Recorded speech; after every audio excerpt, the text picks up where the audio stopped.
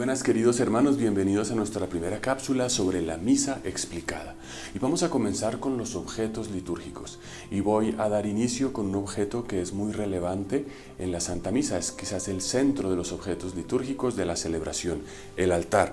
Aquí pueden ver el altar que tenemos en esta capillita, un altar de madera muy sencillo. Este altar nos recuerda aquello que dice la Escritura. En el libro del Génesis, capítulo 8, verso 20, se dice que Noé construyó un altar al Señor y desde allí ofreció sacrificios con los animales puros. Y también se nos dice en el mismo libro del Génesis que Abraham también construyó un altar para sacrificar a su hijo Isaac. Pudiéramos decir que el que realmente ofrece a su hijo es el Padre Dios que nos da a Jesucristo. Pero en la Biblia entonces se nos dice en el Antiguo Testamento que el altar es un lugar donde se ofrecen sacrificios. Es el ara donde se entregan cosas a Dios.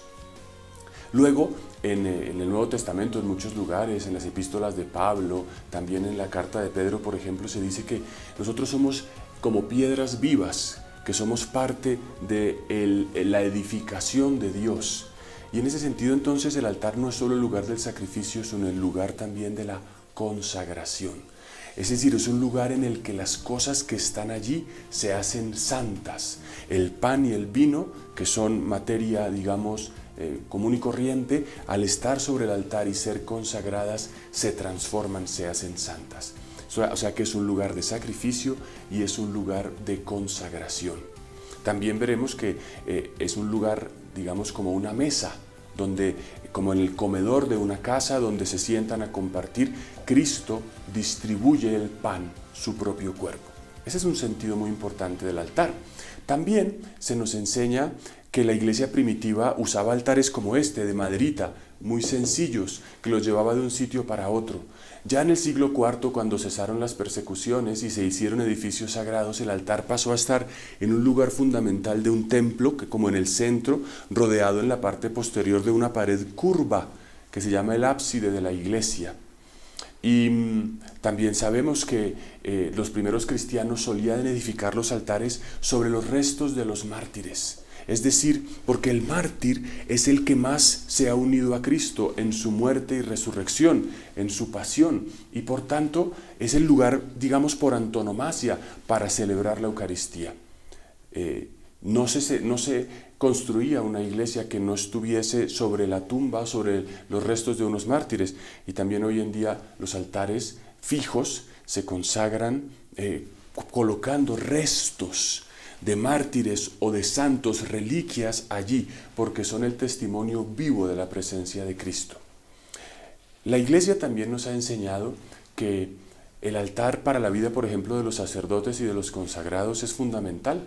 El Papa Juan XXIII en la encíclica Sacerdotisi Nostri Primordia dice que es fundamental pasar oración delante del Santísimo Sacramento del altar. Bueno, se refiere al sagrario, pero también al lugar donde se consagra. El padre Pío de Pietrelcina decía que hay 3 lugares fundamentales en la vida de un sacerdote: el confesionario, el reclinatorio y el altar. La misa celebrada santamente por un sacerdote, pues también tiene efectos, aunque cualquier misa los tiene, pero santamente unos efectos especiales en la iglesia, por decir así. El magisterio de la iglesia también nos enseña el valor del altar. El Papa Juan Pablo en la encíclica Ecclesia de Eucaristía nos enseña que el altar es el sitio donde se renueva el sacrificio de la redención. Sobre el altar, o sea, sobre el altar se hace presente el misterio de la cruz de Cristo, de su resurrección. Un misterio que es eterno, pero que siempre está presente cuando se celebra la misa. Y también el Catecismo de la Iglesia Católica nos dice que sobre el altar se renueva el sacrificio de la cruz. Está presente la cruz.